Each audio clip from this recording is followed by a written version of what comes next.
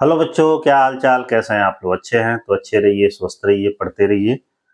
आज हम लोग का टॉपिक है बिहार स्टेट 2025।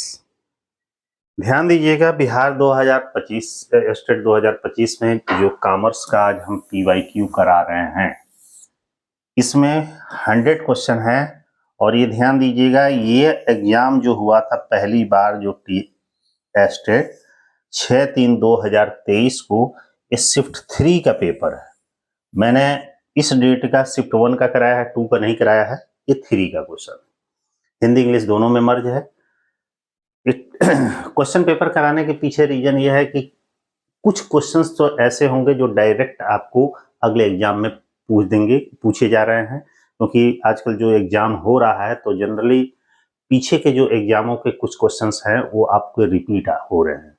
तो उन क्वेश्चनों को एक बार नज़र में ध्यान से देख लेंगे तो उससे ये बेनिफिट मिल जाएगा कि 15-20 क्वेश्चन आप लोग को आसानी से पिछले स्टेट के क्वेश्चन पेपर से मैच कर जाएंगे, और बाकी जो होगा उसी पैटर्न पे बाकी क्वेश्चंस होंगे। तो इसलिए ये ध्यान दीजिएगा, एक सप्ताह गिने चुने तो अब बचा हुआ है, एक सप्ताह बचा हुआ है गिने चुने, तो उसमें पीवाईक्यू, अधिक से अधिक क्वेश्चंस या पिछले साल का पेपर, ये सब रिवीजन कर लिए, क्योंकि अब इस समय डिटेल से पढ़ना उतना उचित नहीं है। क्यों?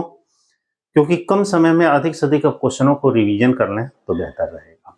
चाहे ये वाला आपका क्वेश्चन पेपर हो पिछले साल का, या इसके अलावा मान लीजिए और कोई प्रैक्टिस सेट हो, या किसी भी तरह की, या कोई मॉक टेस्ट हो। तो मॉक टेस्ट के संबंध में मैं आपको बताया था कि मैंने भी मॉक टेस्ट एक लॉन्च किया था। 30 मॉक टेस्ट, बहुत सारे बच्चे पढ़ भी रहे हैं। जिन बच्चों को अभी भी पढ़ना होगा तो काफ़ी, लगभग मेरे ख्याल से 2000 क्वेश्चंस इसमें होंगे। तो कुछ क्वेश्चनों का हो सकता है कि हेल्प मिल जाएगा, या उसी पैटर्न पे क्वेश्चन आएंगे, क्योंकि उसी के सिलेबस के अकॉर्डिंग आप लोग को बनाया गया है, बहुत मिनिमम प्राइस में। जिन बच्चों को लेना होगा आप लोग ले सकते हैं। तो आइए सीधे हम लोग चलते हैं अपने टॉपिक में, क्योंकि पेपर अच्छा आ रहा है। क्योंकि जो अदर सब्जेक्टों का पेपर हुआ है उन बच्चों से पता चला है कि पेपर अच्छे आ रहे हैं, और उसमें से लगभग 25-30% तो पिछले साल के पीवाईक्यूज रह रहे हैं। तो इसलिए पीवाईक्यूज पे फोकस करिएगा। आइए हम लोग सीधे चलते हैं अपने पेपर पर।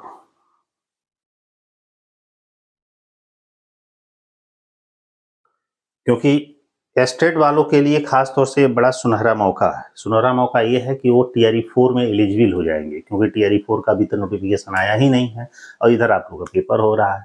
पेपर जैसे ही खत्म होगा तो कुछ समय के बाद रिजल्ट भी आ जाएगा, मैंने आंसर की आने के बाद रिजल्ट आ जाएगा। पक्का है कि आप टीआरई 4 में एलिजिबल हो जाएंगे। तो ठीक है, तो आइए स्टार्ट करते हैं हम लोग। फर्स्ट क्वेश्चन पहला देखिएगा, Bihar state commerce PYQ exam date 6/3/23, और ये शिफ्ट 3 का पेपर है। इसमें मैंने खास चीजें मैंने ये की है कि किस किस यूनिट से, किस किस टॉपिक से कितने क्वेश्चन आ रहे हैं और कैसे किस क्रम में आ रहे हैं। तो ध्यान दीजिएगा, सबसे पहला क्वेश्चन आएगा हमारा 15 क्वेश्चन फाइनेंशियल अकाउंटिंग का। फाइनेंशियल अकाउंटिंग से किस तरह के क्वेश्चन पूछे गए हैं, ध्यान से देखिएगा। सबसे पहला, प्राप्ति और भुगतान खाता, रिसिप्ट एंड पेमेंट अकाउंट सामान्यतः क्या है दर्शाता है? कह रहा है receipt and payment account normally क्या दर्शाता है? अधिशेष दर्शाता है, मैंने सरप्लस, पूंजी कोष, कैपिटल फंड, डेबिट शेष और क्रेडिट शेष। सोच के बताइए कि capital receipt and payment account क्या दर्शाता है। ये हमेशा रिसिप्ट एंड पेमेंट अकाउंट जो होता है वो कैश बुक के बेस पे बनता है, या कैश बुक ही इसका समझिए कि दूसरा वर्जन कैश बुक है। वो हमेशा डेबिट शेष दर्शाता है। ऑप्शन नंबर क्या हो जाएगा? सी।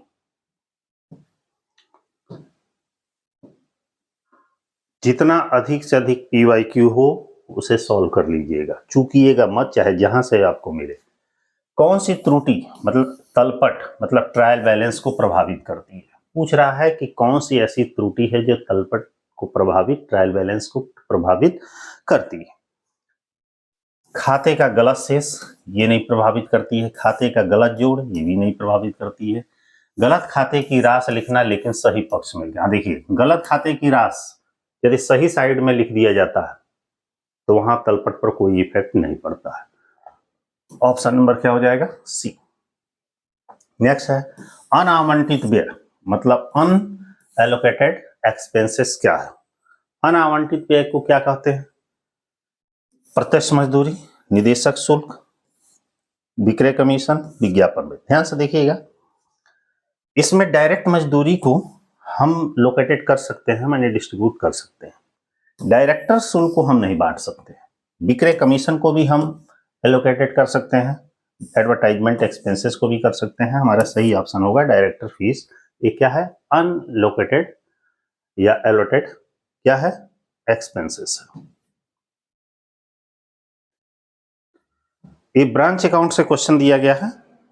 आश्रित शाखा डिपेंडेंट ब्रांच वह है जो अपना माल खरीदती है, कम मात्रा में माल खरीदती है, प्रधान कार्यालय से माल प्राप्त करती है, बाजार और प्रधान कार्यालय से माल खरीदती है। देखिएगा, जो आश्रित शाखाएं होती हैं वो अपना माल स्वयं खरीदती हैं, वह मुख्य शाखा पर निर्भर तो हो करती हैं, लेकिन खुद माल खरीदती हैं और अब मुख्य शाखा पर, मेन हेड ऑफिस पर वो डिपेंड रहती है। Option number. विक्रय वापसी वही सेल्स रिटर्न। एक चीज और बता दें कि ये जो आपके आंसर्स हैं वो सारे आंसर्स वही हैं जो आयोग के थ्रू दिए गए थे आंसर की। अगला है विक्रय वापसी वही सेल्स रिटर्न बुक किसका एक हिस्सा है? सहायक वही का, क्रय वही का, खाता वही का, विक्रय वही का। जो देखिए, चाहे वो सेल्स रिटर्न बुक हो, चाहे पर्चेज रिटर्न बुक हो, ये जितनी भी बुक है ये सहायक वही है, ये सब्सिडरी बुक है, मेन बुक नहीं होती है। Option number A.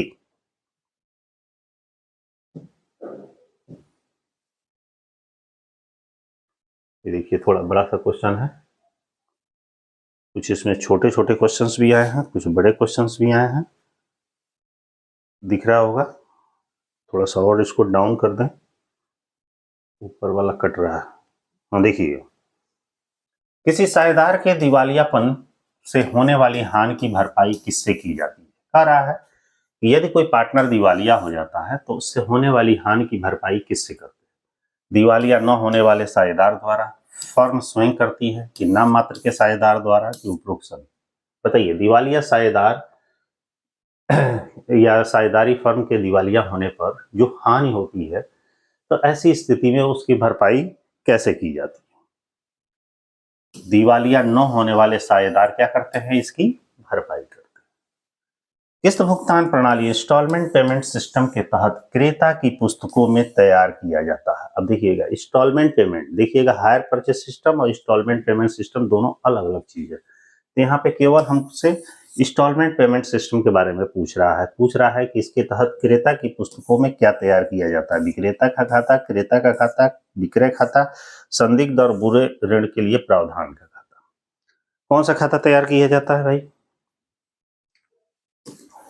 वेंडर का अकाउंट तैयार किया जाता है किस भुगतान पद्धति के अंतर्गत? क्रेता की पुस्तकों। 8 नंबर क्वेश्चन हमारा है कि फर्म के विघटन डिसोल्यूशन पर तैयार किया जाता है। जब भी कोई फर्म विघटित होती है तो क्या तैयार किया जाता है? वसूली खाता, रोकड़ खाता, साझेदार का पूंजी खाता, साझेदार का ऋण खाता। बहुत ही अच्छा क्वेश्चन है। बताइए कौन सा खाता तैयार किया जाता है जब फर्म विघटित हो जाती है, डिसोल्यूशन हो जाता है? विघटन खाता तो तैयार ही किया जाता है। यहाँ पूछने का सेंस कुछ और है। पूछने का, देखिए, पार्टनर्स अकाउंट भी बनाते हैं, लोन अकाउंट भी बनाते हैं, ऐसा नहीं कि नहीं बनाते हैं, लेकिन मेन पूछने का मतलब है कि यहाँ पे कैश अकाउंट बनाते हैं। क्यों? एडमिशन के टाइम पे बैलेंस शीट बनता है, रिटायरमेंट पे भी बैलेंस शीट बनता है, डेथ पे भी बनता है, लेकिन डिसोल्यूशन पर बैलेंस शीट नहीं बनता है। वहाँ पे बैंक अकाउंट या कैश अकाउंट बनाया जाता है। बनाने का तो डिसोल्यूशन के टाइम में सारे अकाउंट बनाए जाते हैं, लेकिन बहुत गहराई से क्वेश्चन पूछा गया है कि इसमें कैश अकाउंट बनाया जाता है। कैश अकाउंट का मतलब है कि सारे अकाउंट तो बनेंगे, साथ में कैश अकाउंट बनेगा वहां पर बैलेंस शीट की जगह पे। ऑप्शन नंबर क्या हो जाएगा? अस्थायी संपत्तियां हैं, फिक्स एसेट्स कौन सी है? आय अर्जित करने के लिए लंबे समय तक उपयोग हेतु व्यवसाय में रखी जाती है, बिक्री के लिए रखी जाती है, जितनी जल्दी हो सके नकदी के बदले रखी जाती है, और उपरोक्त सभी। सोचिए, बताइए कौन सा क्वेश्चन आंसर होगा इसमें? ये अस्थायी संपत्ति किसे कहते हैं? आय अर्जित करने के लिए लंबे समय तक उपयोग हेतु व्यवसाय में रखी जाती है, तो उसी को कहते हैं फिक्स एसेट। बिक्री के लिए तो रखी नहीं जाती है फिक्स एसेट, जितनी जल्दी हो सके उसे कैश में कन्वर्ट करने के लिए तो रखी नहीं जाती है। ठीक है। एक चीज और मैं बता दूं कि जो ये फर्म के बिल्टन वाला क्वेश्चन यदि है, यदि ये रोकड़ खाता नहीं दिया रहता तो ऐसे सिचुएशन पे आपका रियलाइजेशन अकाउंट हो जाता। ऐसे अकाउंट पे क्या हो जाता? रियलाइजेशन अकाउंट होता। 10 नंबर क्वेश्चन।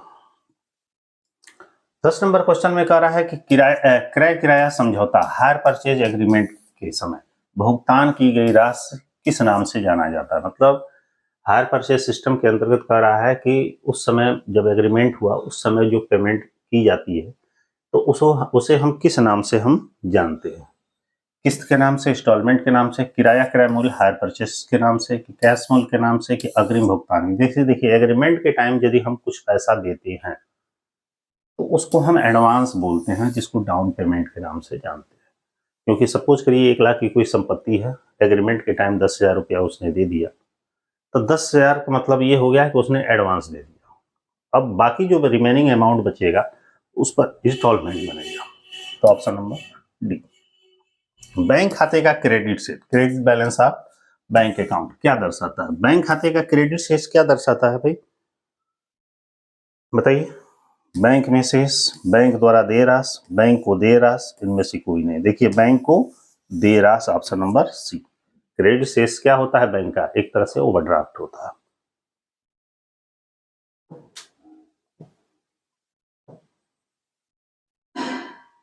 अगला क्वेश्चन,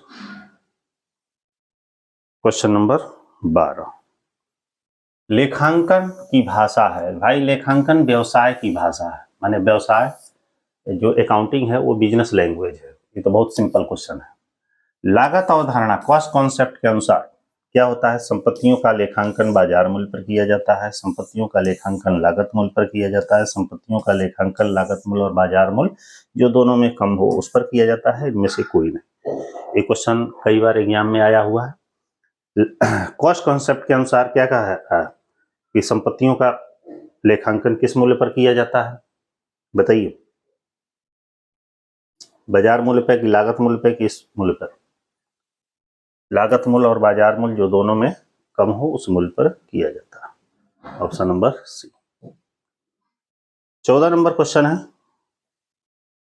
पट्टेदार की पुस्तकों में रॉयल्टी खाता होता है। पट्टेदार लेसी की पुस्तकों में रॉयल्टी खाता क्या होता है? डेबिट होता है, क्रेडिट होता है, डेबिट क्रेडिट दोनों होता है, इनमें से कोई नहीं होता। क्या होता है? पट्टेदार के पुस्तकों में, मैंने लेसी की पुस्तकों में रॉयल्टी खाता क्या होता है? डेबिट और क्रेडिट दोनों ही सिचुएशन में होता है, कभी डेबिट कभी क्रेडिट। ऑप्शन नंबर सी।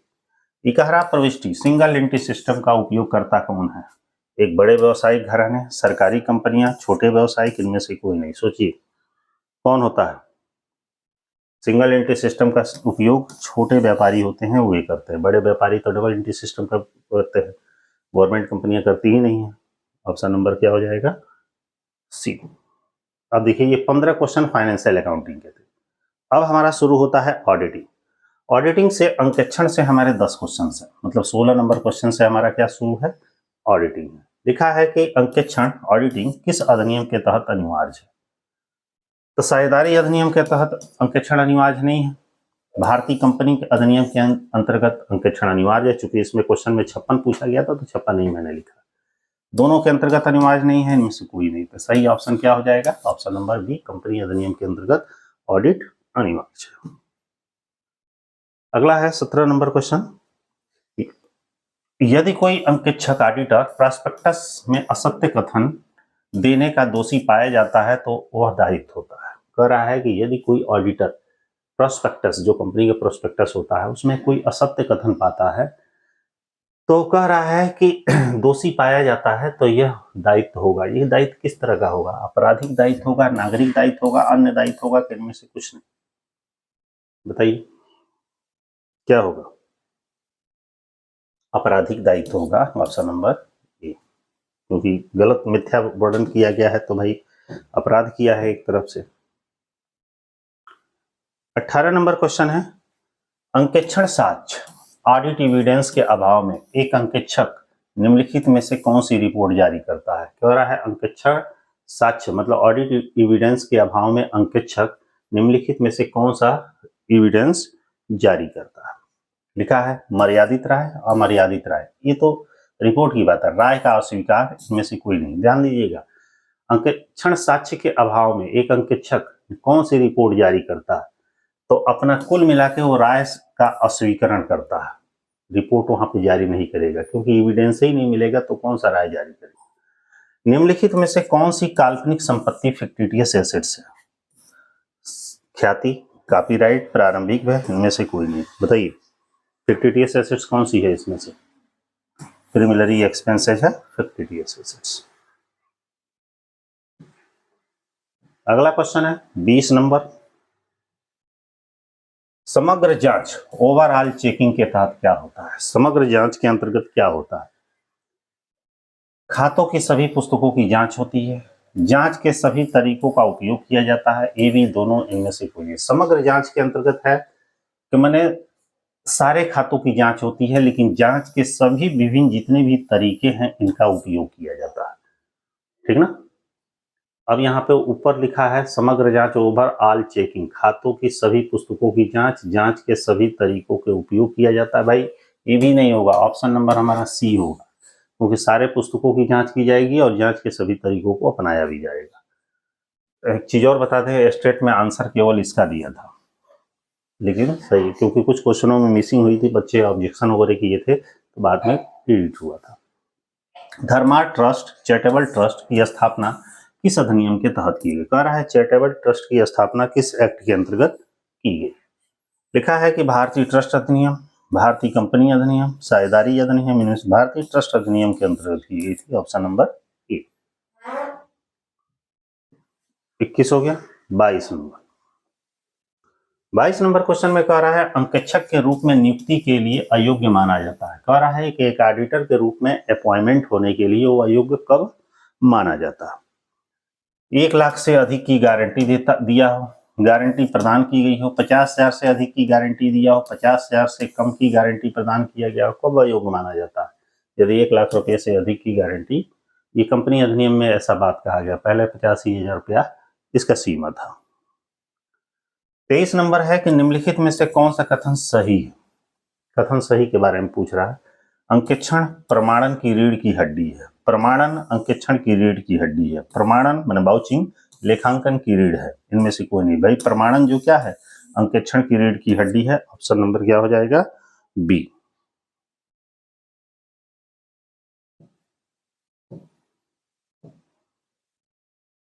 नेक्स्ट क्वेश्चन 24 नंबर,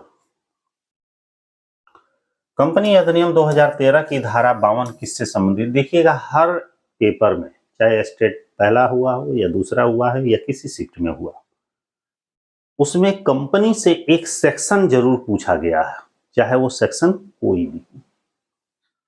तो इस सेक्शन कुछ याद कर लीजिएगा, क्योंकि 1 से 2 क्वेश्चन सेक्शन से पूछे जाएंगे। प्रीमियम पर शेयर जारी करना, यही है 52 का। छूट पर शेयर जारी करना, सम मूल्य पर शेयर जारी करना, इनमें से कोई नहीं। तो सही ऑप्शन है कंपनी अधिनियम 2013 की धारा 52, कहा गया है प्रीमियम पर शेयर इशू करना। आंतरिक जांच इंटरनल चेक का क्या उद्देश्य है? उत्तरदायित्व का निर्धारण करना, त्रुटियों और धोखाधड़ी को रोकना, दक्षता में वृद्धि करना, सभी तो सारे ऑप्शन सही है। इंटरनल चेक का मतलब यही होता है कि जो भी रिस्पॉन्सिबिलिटी है उसको फिक्स करना, और जितनी त्रुटियां या धोखाधड़ी हुई है उसको रोकना, और संस्था की कार्य क्षमता में वृद्धि करना। ऑप्शन नंबर हो जाएगा सी। ये 10 क्वेश्चन आपके दिए गए थे ऑडिटिंग से। अब हमारा शुरू होता है बिजनेस लॉ का। बिजनेस लॉ से भी कुछ क्वेश्चन पूछे गए थे। बिजनेस लॉ से कौन कौन क्वेश्चन पूछे गए थे इसके बारे में चर्चा करते हैं। एक स्वीकृति मतलब एक्सेप्टेंस कानूनी रूप से प्रभावी होगी। एक एक्सेप्टेंस कानूनी रूप से क्या होगी? प्रभावी होगी। यह पूर्ण और शर्त रहित हो, सही है। यह प्रस्तावक को सूचित की गई हो, यह समय सीमा के भीतर दी गई हो, बिल्कुल सही। तीनों ऑप्शन सही है। क्या हो रहा है कि एक स्वीकृति तब होगी जब वो शर्त रहित हो, साथ में प्रस्तावक को इस पर इन्फॉर्म किया गया हो, वो समय सीमा के अंदर दी गई हो। तीनों ही ऑप्शन सही। अगला क्वेश्चन, एक चेक के कितने पक्षकार होते हैं? मतलब चेक के कितने पार्टी होते हैं? 2, 3, 4, 5। 3 होते हैं भाई। एक चेक लिखने वाला, एक चेक पाने वाला, एक बैंक। अगला है उपभोक्ता संरक्षण अधिनियम कंज्यूमर प्रोटेक्शन एक्ट के तहत सेवा सर्विस निम्नलिखित नहीं होती।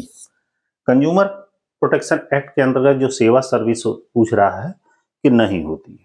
क्या नहीं होती है? निःशुल्क, व्यक्तिगत सेवा अनुबंध, उपरोक्त दोनों, इनमें से कोई नहीं। तो उपरोक्त दोनों नहीं होती है, कुछ ना कुछ चार्जेस लगता है, और व्यक्तिगत अनुबंध वाला ये दोनों नहीं होती। उपभोक्ता को शिकायत के लिए कौन सी राहत रिलीफ प्रदान की प्राप्त होती है? कह रहा है कि जो भी उपभोक्ता है शिकायत करता है तो उसके लिए कौन सी राहत प्राप्त होती है।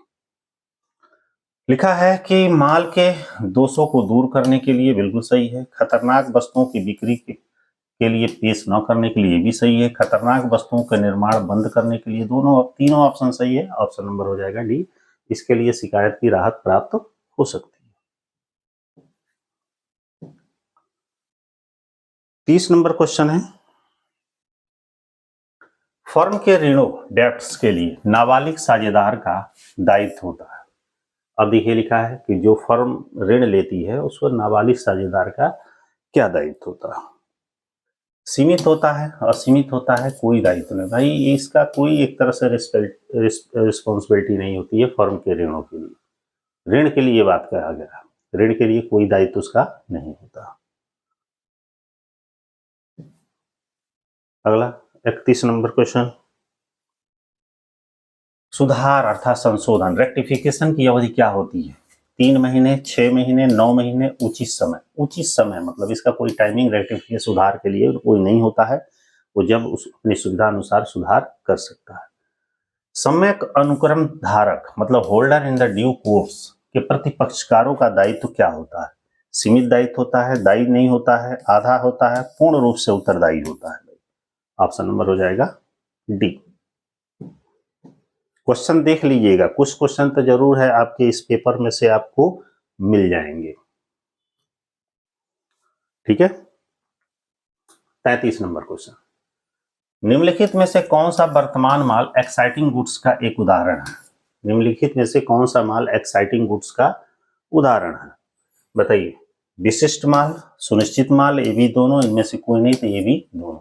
अक्सर वो सारे क्वेश्चन सही होते हैं जो ट्रिक बता दे रहे हैं। जो 2 ऑप्शन ऊपर दिया है, तीसरा कहा रहता है कि उपरोक्त दोनों, मतलब यदि क्वेश्चन न मालूम हो तो, या उपरोक्त सभी, ऐसे क्वेश्चन जनरली सही होने के चांसेस ज्यादा रहते हैं यदि क्वेश्चन के बारे में जानकारी नहीं है तो।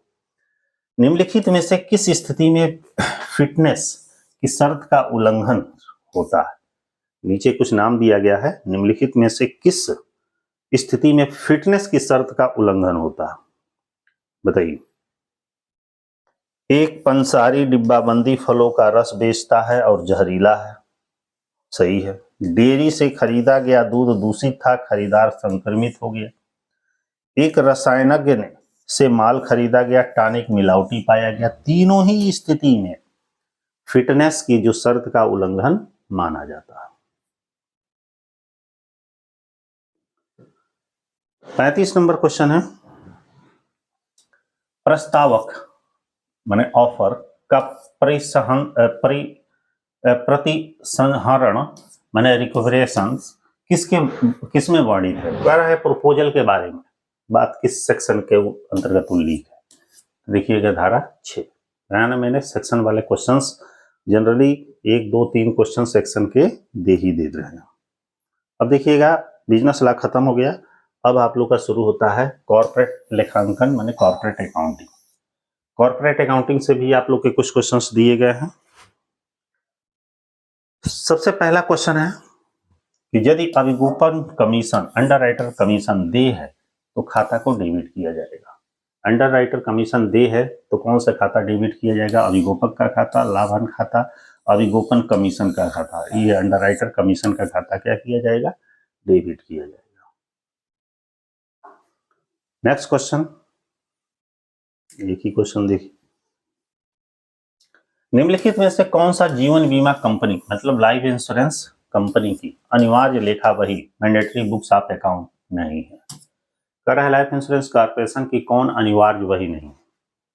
बीमा धारकों का रजिस्टर, दावों का रजिस्टर, जीवन लाइसेंस धारक और बीमा एजेंट का रजिस्टर, सामान्य ऋण भाई ये नहीं है, ऑप्शन नंबर डी। ऊपर वाला तीनों है, लाइफ इंश्योरेंस कॉर्पोरेशन का रजिस्टर। 38 नंबर क्वेश्चन, प्रत्येक बैंकिंग कंपनी अपना अंतिम खाता फाइनल अकाउंट प्रत्येक वर्ष किस तारीख को तैयार करती है? 31 दिसंबर, 31 मार्च, 31 जुलाई, उपरोक्त सभी।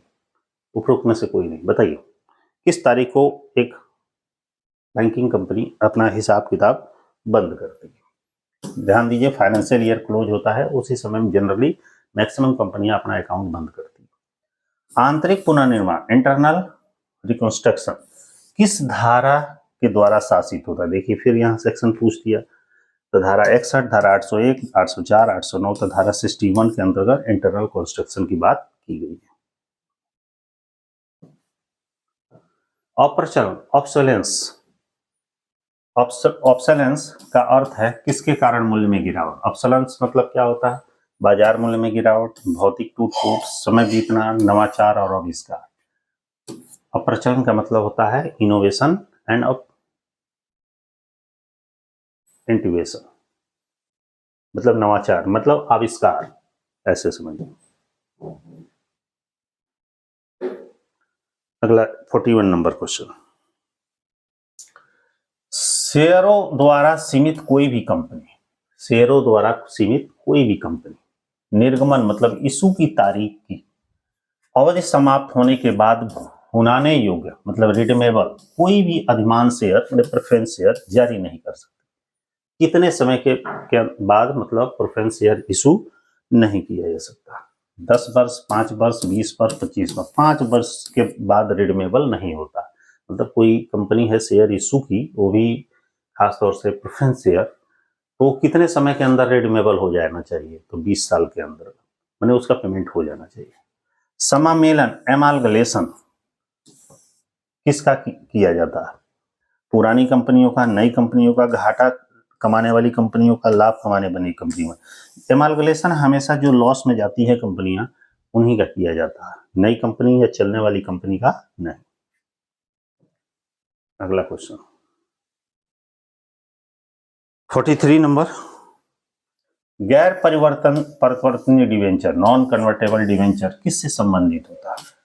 मालिक की पूंजी से, ऋण पूंजी से, अल्पकालीन निधि से या अस्थायी स्थगित निवेश से? बताइए।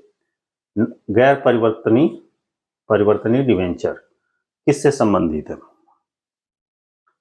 ऋण पूंजी से। डिवेंचर कोई भी होता है वो ऋण पूंजी होती है।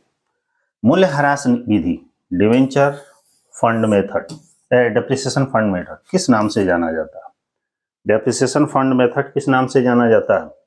मोचन निधि विधि, परिशोधन निधि विधि, सिंकिंग फंड विधि। ये मोचन इसी को कहा जाता है। मोचन का मतलब होता है रिडीमेबल, ठीक ना? तो उपरोक्त सारी विधियों को क्या कहा जाता है? ह्रास मूल्य विधि के नाम से जाना जाता है। Option number D. अधिमान शेयर धारकों कंपनी के होते हैं, ये क्वेश्चन आपके लिए है। लिखा है प्रेफरेंस शेयर होल्डर कंपनी के क्या होते हैं? थोड़ी देर के लिए मान के चलिए कि यहाँ पे प्रेफरेंस शेयर की जगह पर समतांश लिखा रहता, तो सभी लोग जानते हैं कब समतांशधारी जो होता है कंपनी का स्वामी होता है।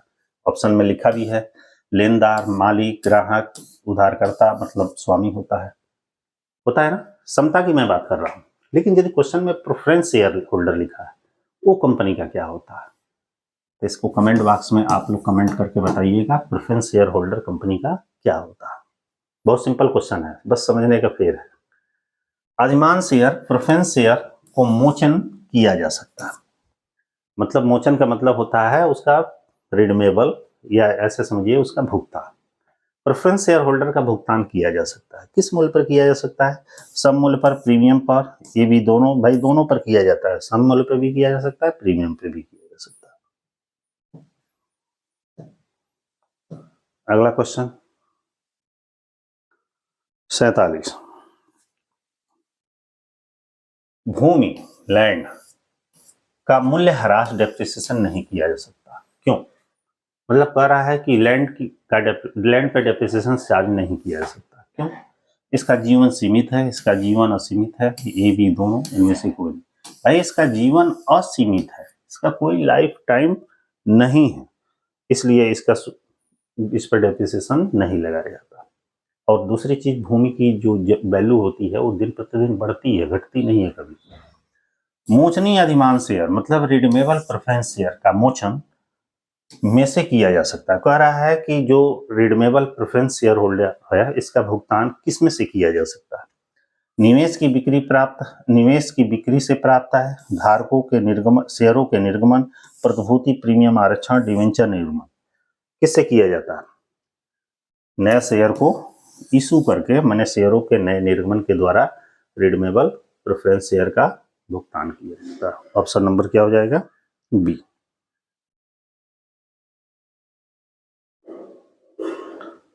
उनचास नंबर क्वेश्चन हमारा है, दृष्टिकोण में, मैंने किसके दृष्टिकोण में संपत्ति को तुलन पत्र मैंने बैलेंस शीट में उस क्रम में दर्शाया जाता है जिसमें उन्हें आसानी से नकदी में, कैश में परिवर्तित किया जा सके और देनदारियों को उस क्रम में उसका भुगतान किया जा सके।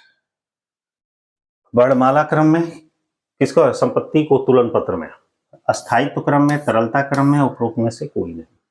बताइए किस क्रम में किया जाता है? लिक्विडिटी क्रम में। किसको? एसेट्स को। शेयरों के अंशों, फ्रैक्शन ऑफ शेयर का मूल्यांकन किस पर किया जाता है? मतलब कह रहा है शेयरों के अंशों, मतलब कह रहा है का मूल्यांकन किस मूल्य पर किया जाता है? वही मूल्य में, बाजार मूल्य में, आंतरिक मूल्य में, लागत मूल्य में? बताइए किस मूल्य पर किया जाता है भाई? बाजार मूल्य पर। ऑप्शन नंबर क्या हो जाएगा? बी। ये मैं केवल आप लोग को बता रहा हूं, ठीक है? ये सारे क्वेश्चंस आए थे, इसे एक बार रिवीजन कर लीजिएगा, क्योंकि अब उतना डीपली समय नहीं है कि आप पूरा डिटेल से पढ़ें। जो आपको मिले बस क्वेश्चन देखते रहिए, क्योंकि जब क्वेश्चन वो देखे हैं एक बार, दो बार, तीन बार, तो जब भी एग्जाम आएगा तो पेपर होगा, तो सामने जब पेपर में या स्क्रीन पर वो क्वेश्चंस दिखेगा तो आपको तुरंत याद आ जाएगा कि ये क्वेश्चन हमने कहीं पढ़ा था। इसलिए केवल अब इस समय पढ़ने का समय नहीं है, केवल बस रिवीजन करिए और क्वेश्चन अधिक से अधिक देखते रहिए। नेक्स्ट हमारा टॉपिक है कॉस्ट अकाउंटिंग। कॉस्ट अकाउंटिंग से भी क्वेश्चन पूछे गए थे, लागत लेखांकन। इसमें पूछा गया था कि सामग्री, मटेरियल को निम्नलिखित के रूप में माना जा सकता है। मटेरियल को किस कैटेगरी में माना जा सकता है भाई?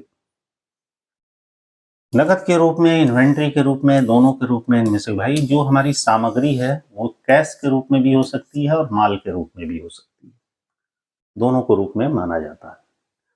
विज्ञापन व्यय, एडवर्टाइजमेंट एक्सपेंसेस किस अनुपात के आधार पर आवंटित किया जाए? एडवर्टाइजमेंट एक्सपेंसेस को किस आधार पर किया जाता है, मैंने बांटा जाता है?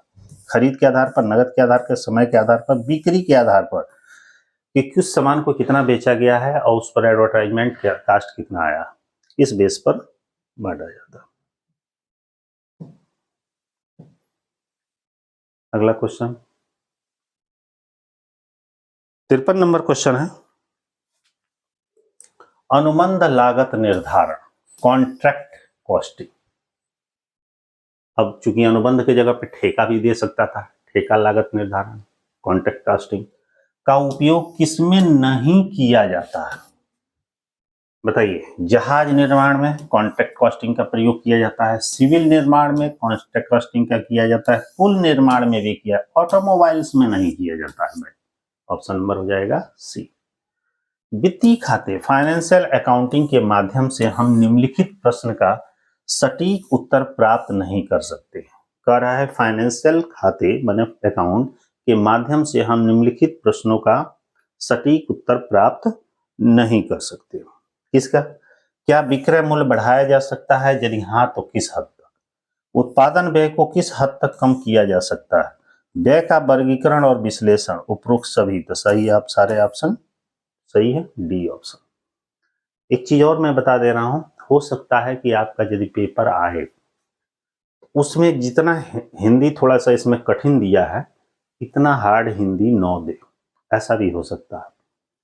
ठीक है, थोड़ा सा और नॉर्मल लैंग्वेज में दे, ऐसा हो सकता है, क्योंकि इसकी जो हिंदी है थोड़ी सी टेक्निकल है, मैंने काफी लेंदी है, हार्ड है।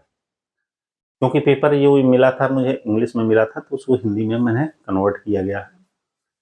मानक लागत विधि, स्टैंडर्ड कास्टिंग है। अब बताइए स्टैंडर्ड कास्टिंग हमारा क्या? एक टेक्निक है, विधि है, प्रक्रिया है, इनमें से कोई नहीं, एक टेक्निक है। स्टैंडर्ड कास्टिंग क्या है? एक टेक्निक है। जब वास्तविक हानि अपेक्षित हानि से कम होती है तो यह होती है, यह क्या होता है? यदि रियल का जो हानि है अनुमानित हानि से कम होती है तो उसको हम किस नाम से जानते हैं? असाधारण हानि, असामान्य हानि, उसे सामान्य हानि के नाम से जानते हैं। जब एक्चुअल लॉस हमारा एस्टिमेटेड लॉस से कम होता है तो उसको नॉर्मल लॉस हम कहते हैं। अगला, लागत अंकेक्षण, कॉस्ट ऑडिट केंद्र बिंदु है। कॉस्ट ऑडिट किसका केंद्र बिंदु है भाई? कार्यालय का है, कारखाने का है, सरकार का है, इनमें से किसी का नहीं। देखिए कॉस्ट ऑडिट किसका केंद्र बिंदु है? कॉस्ट ऑडिट हमेशा फैक्ट्री से रिलेटेड होता है। कार्यालय लागत वर्क कास्ट को इस नाम से भी जाना जाता है। ये बहुत सारे क्वेश्चन इसमें से देखिएगा, मैं अपने टेस्ट में दिया हूं और प्रैक्टिस भी कराए थे आपको, उसमें भी मैंने दिया। कह रहा है कि वर्क कास्ट को किस नाम से जाना जाता है? बताइए वर्क कास्ट को किस नाम से जाना जाता है? निर्माण लागत, मैन्युफैक्चरिंग कास्ट, उत्पादन लागत, कॉस्ट ऑफ प्रोडक्शन, कुल लागत, टोटल कास्ट, उपरोक्त सभी। तो मैन्युफैक्चरिंग कॉस्ट के नाम से वर्क कास्ट को जाना जाता है। कॉस्ट ऑफ प्रोडक्शन तो आगे आ जाएगा।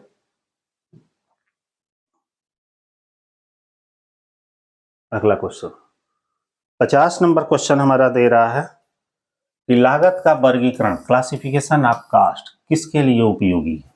सकल लाभ ज्ञात करने के लिए, शुद्ध लाभ ज्ञात करने के लिए, लागत की पहचान के लिए, कि उपरोक्त में से कोई नहीं? किसके लिए उपयोगी? लागत की हमारा वर्गीकरण जो है लागत की पहचान करने के लिए उपयोगी। कार्य आदेश, जॉब कॉस्टिंग विधि, जॉब ऑर्डर कॉस्टिंग मेथड किसके लिए लागू होती है? बताइए कॉस्ट ऑडिट किसके लिए उपयोगी होती है? जॉब कॉस्टिंग किसके लिए उपयोगी होती है? बड़े पैमाने पर उत्पादन वाले लेख के लिए, कि बेंचों पे समान लेख के निर्धारण के लिए, कि ग्राहकों के विशिष्ट आदेश के अनुसार? यही विशिष्ट आदेश ग्राहक, क्योंकि ग्राहक जिस हिसाब से ऑर्डर करता है, कुछ भी स्पेशल आदेश देता है, वहां जॉब कॉस्टिंग का प्रयोग किया जाता है। ऑप्शन नंबर हो जाएगा सी। तो इस तरह हमारा कॉस्ट अकाउंटिंग खत्म हो गया। अब अगला टॉपिक हमारा शुरू हो रहा है मैनेजमेंट अकाउंटिंग। मैनेजमेंट अकाउंटिंग से भी कुछ क्वेश्चन पूछे गए हैं। मैनेजमेंट अकाउंटिंग का पहला क्वेश्चन हमारा क्या है? अनुपात मतलब रेशियो किस में सहायक होते हैं? प्रवृत्तियों के निर्धारण में, लेखांकन आंकड़ों को सरल बनाने में, परिवर्तन को दर्शाने में, उपरोक्त सभी। बताइए किस में होते हैं? सारे ऑप्शन सही हैं। अनुपात का मतलब होता है प्रवृत्तियों का भी निर्धारण, लेखांकन आंकड़ों को सरल बनाना, परिवर्तन को दर्शाना, इसीलिए हम रेशियो निकालते हैं।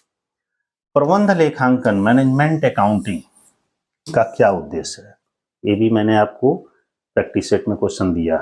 बताइए धन का अधिकतमीकरण, संपत्ति का अधिकतमीकरण, आय का अधिकतमीकरण और व्यय अधिकतमीकरण। धन का अधिकतमीकरण के लिए मैनेजमेंट अकाउंटिंग का प्रयोग किया जाता है। यही उद्देश्य ऑप्शन के हिसाब से, चूंकि इसका उद्देश्य तो कुछ और होता है, लेकिन जैसा ऑप्शन रहेगा उसी हिसाब से हमारा ऑब्जेक्ट होगा। 63 नंबर क्वेश्चन में हमारा दे रहा है इन्वेंट्री माल सूची। इन्वेंट्री मतलब स्टॉक की कमी लागतों शॉर्टेज कॉस्ट में शामिल की जाती है। बिक्री पर खोया हुआ लाभ, ग्राहकों की सद्भावना के नुकसान के कारण भविष्य में लाभ की हानि, कच्चे माल की कमी के कारण उत्पादन रुकने से होने वाली लागतें, उपरोक्त सभी। तो सारे ऑप्शन सही है। इस सबको इन्वेंट्री लागतों में शामिल किया जाता है। Option number D. 64 number question है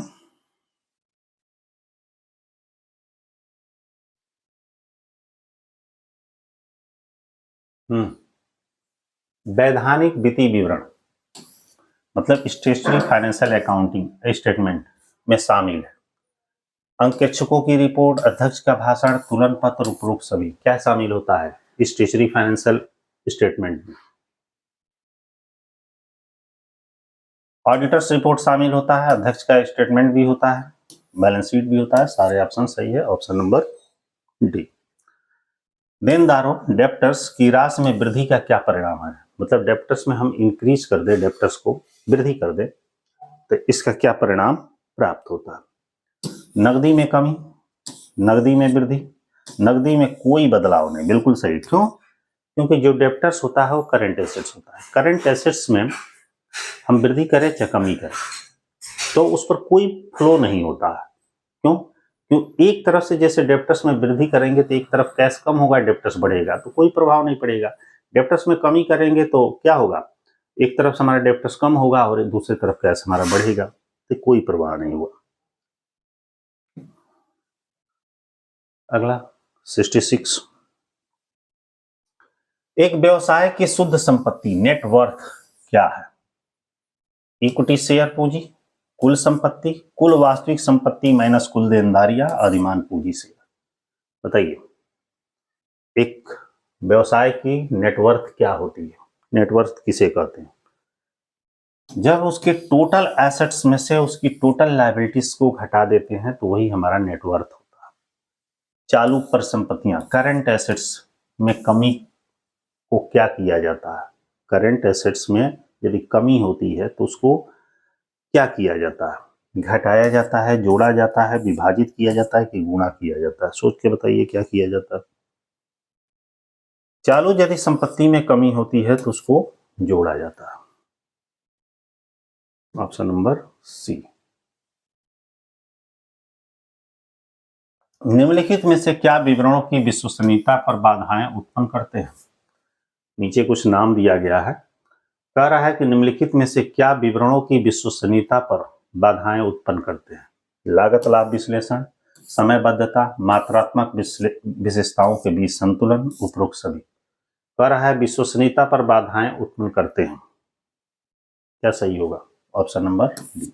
मैंने आपको पीछे एक जगह बताया भी था, अक्सर वो सारे क्वेश्चन सही होंगे, 100% नहीं लेकिन 90% जरूर होंगे।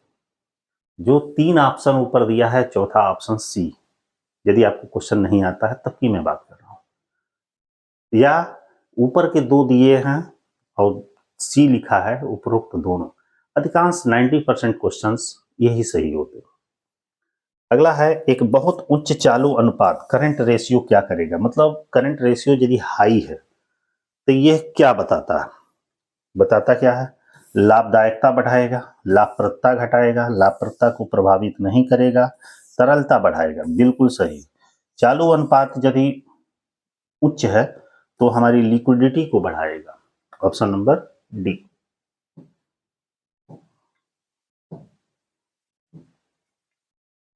सत्तर नंबर क्वेश्चन, स्थगित भुगतान व्यवस्था डिफर्ड पेमेंट एग्रीमेंट का उद्देश्य किसे वित्त पोषित करता है?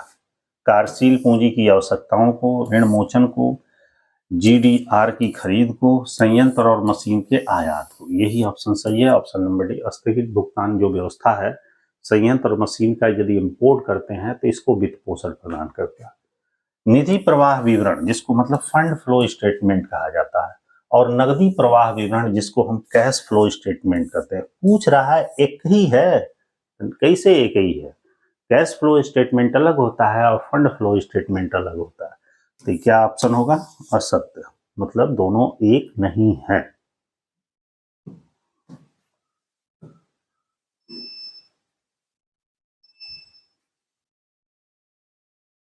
तो दोनों एक ही नहीं है, ऑप्शन नंबर सी, बी। अगला क्वेश्चन हमारा है क्षैतिज विश्लेषण हॉरिजॉन्टल एनालिसिस को इस नाम से जाना जाता है। देखिएगा हॉरिजॉन्टल एनालिसिस को किस नाम से जाना जाता है? गतिशील विश्लेषण बिल्कुल सही है, समय श्रृंखला विश्लेषण ये भी सही है, अंतर फर्म विश्लेषण ये भी सही है, तीनों ही ऑप्शन सही हैं, ऑप्शन नंबर डी। अगला है विनियोजित पूंजी पर प्रतिफल रिटर्न ऑफ कैपिटल एम्प्लॉयड किसके बीच संबंध को बताता है? मतलब कह रहा है रिटर्न ऑन कैपिटल एम्प्लॉयड किसके बीच रिलेशन को बताता है? शुद्ध परिचालन और लाभ ऋण बिल्कुल नहीं, शुद्ध परिचालन, लाभ और विनियोजित पूंजी इनके बीच संबंधों को बताता है, ऑप्शन नंबर सी। सकल लाभ और बिक्री के बीच तो बताएगा नहीं, सकल लाभ और कुल संपत्ति के बारे में बताएगा नहीं। रिटर्न ऑन कैपिटल एम्प्लॉयड हमारा नेट ऑपरेटिंग प्रॉफिट और अपॉन कैपिटल एम्प्लॉयड के बीच संबंध बताता है। 74 नंबर क्वेश्चन है, 74 नंबर, नकदी प्रवाह विवरण कैश फ्लो स्टेटमेंट किससे तैयार किया जाता है? लाभ हानि खाता से, तुलन पत्र से, अतिरिक्त जानकारी, भाई तीनों से किया जाता है। जो हम कैश फ्लो स्टेटमेंट बनाते हैं केवल बैलेंस शीट से ही नहीं बनाते हैं, प्रॉफिट एंड लॉस के भी जरूरत पड़ती है और कुछ एडिशनल इंफॉर्मेशन दी गई रहती है उससे भी की जाती है। Option number D. अगला क्वेश्चन है 75 नंबर कि भौतिक माल सूची फिजिकल इन्वेंट्री आमतौर पर कब ली जाती है? जब माल बेचा या प्राप्त नहीं किया गया हो, बिल्कुल सही है। नहीं, जब माल बेचा या प्राप्त नहीं किया गया हो, ये गलत है। जब कंपनी के पास सबसे अधिक इन्वेंट्री हो, ये भी गलत है। जब कंपनी के पास सबसे अधिक इन्वेंट्री और कंपनी की वित्तीय वर्ष के अंत में हो, ये भी गलत है। कंपनी के वित्तीय वर्ष के अंत में, केवल कंपनी की वित्तीय वर्ष, जब भौतिक माल सूची फिजिकल इन्वेंट्री आमतौर पर कब ली जाती है? कंपनी के वित्तीय वर्ष के अंत में ली जाती है। ऑप्शन नंबर क्या हो जाएगा? डी। अब क्वेश्चन हमारा शुरू हो रहा है इनकम टैक्स का। भाई इनकम टैक्स से भी कुछ क्वेश्चंस दिए गए थे। आयकर इनकम टैक्स, निम्नलिखित में से कौन सी एक आय कर मुक्त है, एग्जम्प्टेड है? पंजाब नेशनल बैंक के बचत खाते पर ब्याज, भाई ये कर मुक्त कहाँ है? एक सीमा तक बस कर मुक्त है। लाहौर में स्थित कृषि भूमि से आय, भाई विदेश में स्थित कृषि भूमि से आय कर मुक्त नहीं। चार्टर्ड अकाउंट संस्था की आय, और इनमें से कोई नहीं। सोच के बताइए कौन सी नहीं है।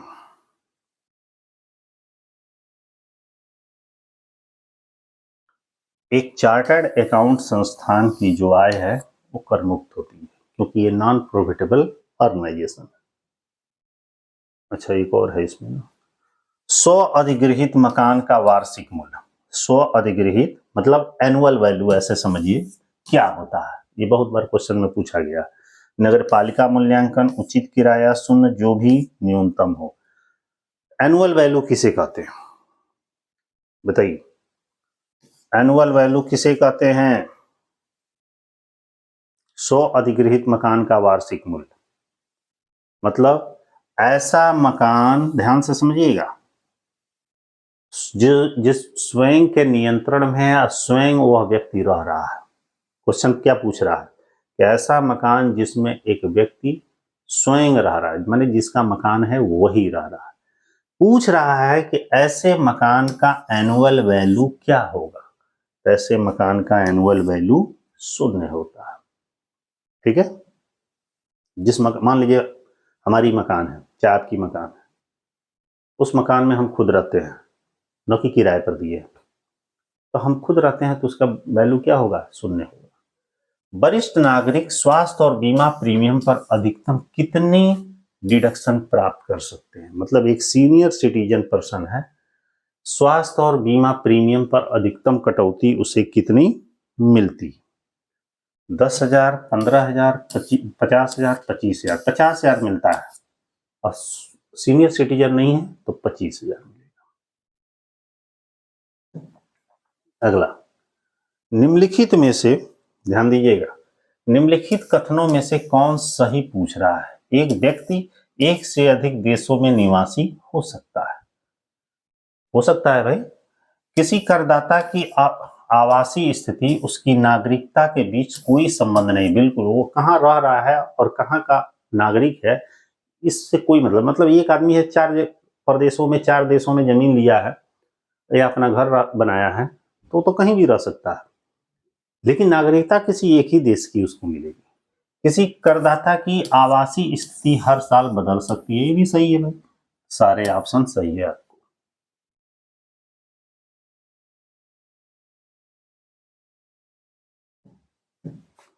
अगला क्वेश्चन 80 नंबर। 80 नंबर क्वेश्चन में कह रहा है कि आयकर का संग्रह किस शीर्षक के तहत किया जाता है? इनकम टैक्स का संग्रह पूछ रहा है, किस शीर्षक के अंतर्गत किया है? वेतन से आय व गृह संपत्ति से आय, मतलब इनकम फ्रॉम सैलरी या इनकम फ्रॉम हाउस प्रॉपर्टीज, दोनों सही है। पूंजीगत लाभ और व्यवसाय पैसे, मतलब कैपिटल गेन और बिजनेस प्रोफेशन। अन्य स्रोतों से आए सारे ऑप्शन सही है। क्यों?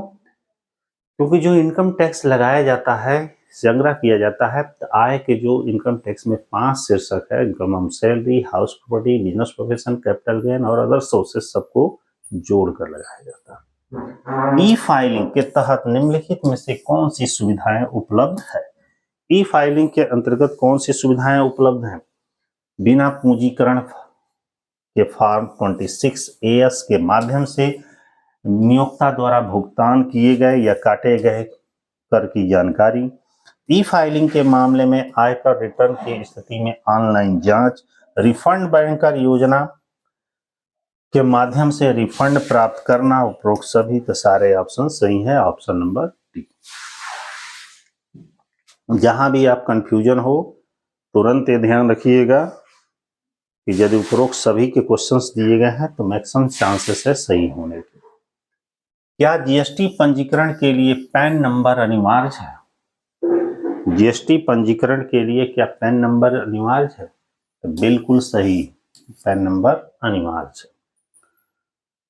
कुछ इसमें बहुत नॉर्मल क्वेश्चंस भी पूछे गए हैं, कुछ डिफिकल्ट भी पूछे गए। जीएसटी से बाहर क्या है, मतलब आउट ऑफ जीएसटी कौन सा है? इसमें नाम कुछ दे रहे हैं कि जीएसटी से बाहर क्या है। मानव उपभोग के लिए शराब, मतलब आदमी के यूज करने के लिए शराब, ये जीएसटी से बाहर है। कोई भी एक्सपोर्ट करते हैं, ये भी जीएसटी से बाहर है। अचल संपत्तियों का लेन देन, ये भी जीएसटी से बाहर है। इस पर मतलब ये जीएसटी, इस पर आउट ऑफ जीएसटी, इस पर जीएसटी नहीं लगाया। अगला क्वेश्चन,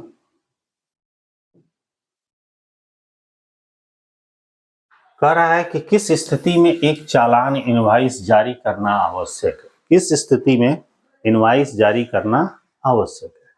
माल का हस्तांतरण पर, भुगतान की तिथि पर, माल के हटाने के समय, इनमें से कोई नहीं। देखिएगा, इनवॉइस माल जब एक समय में एक जगह से दूसरी जगह हटाया जाता है या माल की कहीं आपूर्ति की जाती है तो उस टाइम इनवॉइस की जरूरत पड़ती है।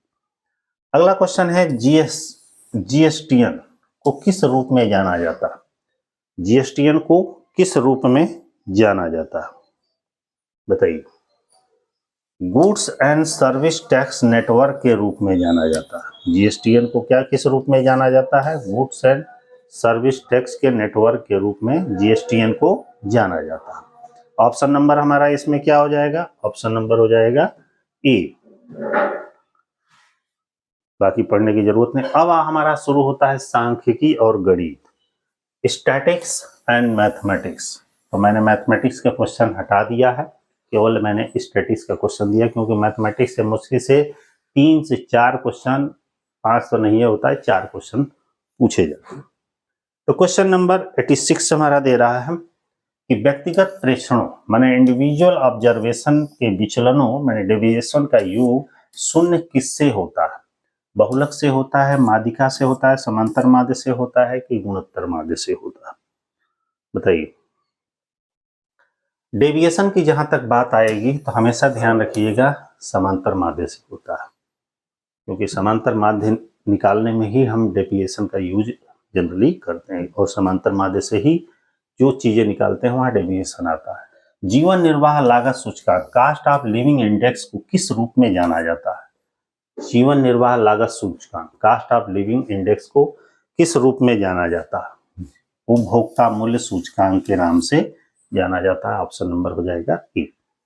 10% साधारण ब्याज सिंपल इंटरेस्ट पर एक राशि को दोगुना होने में कितना समय लगता है? माने कोई अमाउंट है, 10% उस पर इंटरेस्ट रेट है, कह रहा है कि वो अमाउंट को डबल होने में कितना समय लगेगा, ये आपको क्वेश्चन बताना है। मैथ का क्वेश्चन है।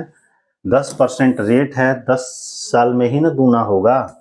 अब कैसे? सोचिए कि मान लीजिए कि 10,000 रुपया है, 10% 1 साल का ब्याज हो जाएगा 1,000 रुपया। इसको 10 से मल्टीप्लाई करेंगे तो दूना कब हो जाएगा? 10,000 ही, या 10,000 मूलधन माने 20,000 कब हो जाएगा? 10 सालों में हो जाएगा। Option number D. अगला है 89 नंबर क्वेश्चन है,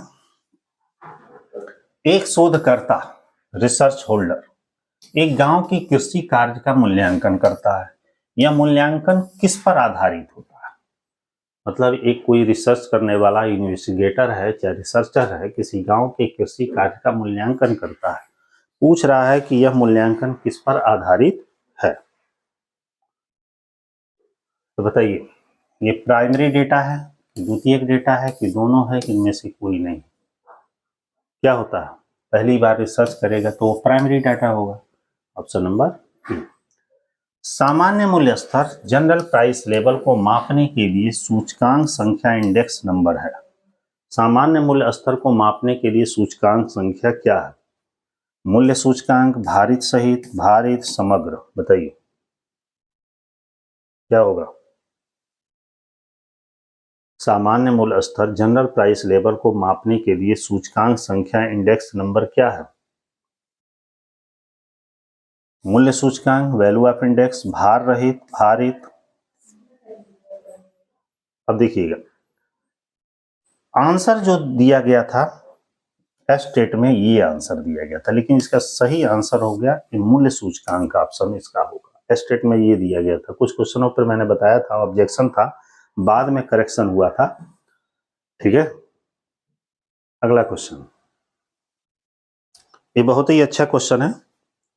यदि किसी श्रेणी में अधिकतम मान 40 हो और न्यूनतम मान 20 हो तो परास गुणांक मतलब रेंज गुणांक क्या होगा? तो सीधा सा फार्मूला है, हम रेंज का कोएफिशिएंट निकालते हैं। कोएफिशिएंट, इसका फार्मूला होता है L minus S L plus x. L मतलब होता है लार्जेस्ट वैल्यू, कितना है?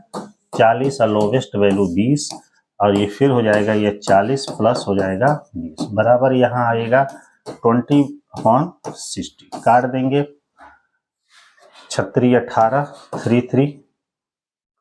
बताइए अब क्या होगा? इसमें से कौन सा आंसर आपको सही दिख रहा है?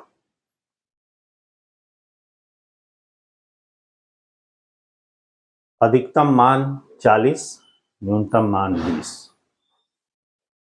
कोई ऑप्शन दिख रहा है इसमें? कोई नहीं दिख रहा है। तो यहाँ पे आंसर क्या होगा? क्योंकि इसका आंसर आएगा 3 पॉइंट कितना, 36 18 और बचेगा 2 और 36 18 3.33 आएगा ना। तो इसमें से कोई आंसर नहीं होगा। अगला है 92 नंबर क्वेश्चन पूछ रहा है कि कार्ल पियर्सन प्रसिद्ध थे, किस लिए प्रसिद्ध थे? वैज्ञानिक थे, अर्थशास्त्री थे, पत्रकार थे, जीव वैज्ञानिक, बायोलॉजिकल ये पर्सन थे। Option number D. अगला है कि जब सभी मान समान महत्व के हों, जब सभी मान समान महत्व के हों तब सूचकांक संख्या कहलाती है। मूल्य सूचकांक, बिना भार वाला, भारित, मिश्रित, क्या कहलाती है भाई? बिना भार वाला, अनवेटेड। अगला है यहाँ पे एक फार्मूला है, थ्योरी है, इसको आप लोग डायरेक्ट याद रख लीजिएगा। 94 नंबर क्वेश्चन है। 0.062 व्युत्क्रम रेसिप्रोकल होगा, कितना होगा भाई? इसको एक फार्मूले के थ्रू निकाला जाता है और इसका आंसर होगा 16.13। इसको आप लोग सॉल्व कर लीजिएगा। 95 नंबर क्वेश्चन में दे रहा है नकदी प्रवाह, कैश फ्लो किस परियोजना की आय होती है और उसे दर्शाया जाता है? धनात्मक संख्या, ऋणात्मक संख्या, सापेक्ष संख्या, हर्डल संख्या? क्या होता है? धनात्मक संख्या। Option number A. 96 number question है, निम्नलिखित में से कौन सा प्रसार का माप नहीं है?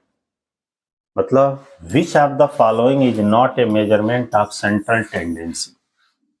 सेंट्रल टेंडेंसी का माप नहीं है। परसेंटाइल, क्वार्टाइल, मानक विचलन, बहुलक, ये आपका जो स्टैंडर्ड एविएशन है ये इसका पार्ट नहीं है, ये अपकिरण का माप है। ऑप्शन नंबर सी। 96 हो गया। अब यहाँ पे 97, 98, 99 और 100 ये 4 क्वेश्चन आपके मैथ के दिए गए थे, कैलकुलस के, और कुछ साइन थीटा कॉस थीटा का। ये क्वेश्चनों को इसमें मैंने मर्ज नहीं किया है, तो इसलिए इसका बताने का मतलब मेरा ये था कि आप इसे अच्छे से रिवीजन कर लीजिएगा। पक्का है कि हर पेपर से 2, 3, 4 क्वेश्चन तो आना ही आना है। यदि इस तरह 4, 5, 6 पेपर आपने पढ़ लिया तो समझिए कि 20 क्वेश्चन आप लोग के, कम से कम 15 से 20 क्वेश्चन आपको इस PYQ से ही आपको मिल जाएगा। ठीक है, ऑल द बेस्ट। आप लोग मेहनत करिए, आप पास हों, ताकि आप BPSC TRE 4 के लिए एलिजिबल हो जाए और एक शिक्षक बने। बाय।